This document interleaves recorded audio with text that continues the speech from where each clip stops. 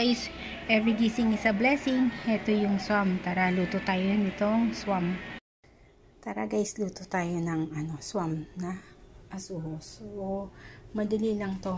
Ang konti lang recipe niya. So, bawang, luya, dahon ng sili, tapos tubig, tapos asin. Kung maarte ka, mag-Himalayan salt ka. Ayan guys, tara, luto tayo. Sa pagluluto ng swam, para ka lang din nagtitinola. Pinagkaiba lang ito isda. Isda yung gagamitin mo.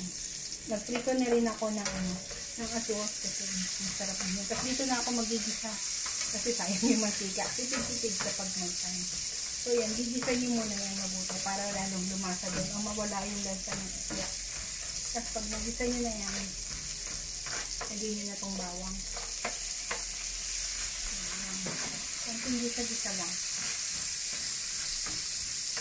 Tapos, pag nagisa nyo na, lagyan nyo na itong isda.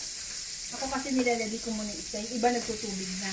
Ako isda, konting paikutin ko lang siya dito para matangkal talaga yung Pero dahan-dahan lang kasi itong asuho, medyo malambot siya, saka madaling madurog.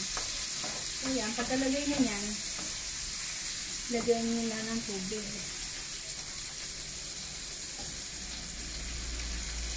Pwede nyo na rin timplahan nyo ng asin.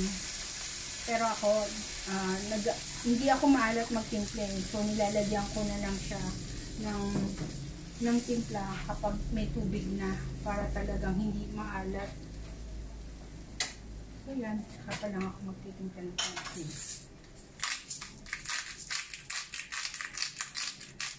Pwede naman din to iodized salt. Pero, ito kasi mas healthy kasi puro masakit sa puso ang aking alaga.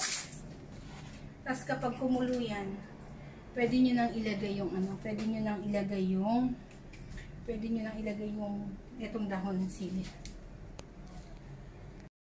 So, ayan na, nilagay ko na yung yung dahon ng sili na luto na. So, ganyan lang kadali ang gumawa ng swam. Tapos, basta damihan mo lang nung yung mas maraming dahon, mas healthy, diba?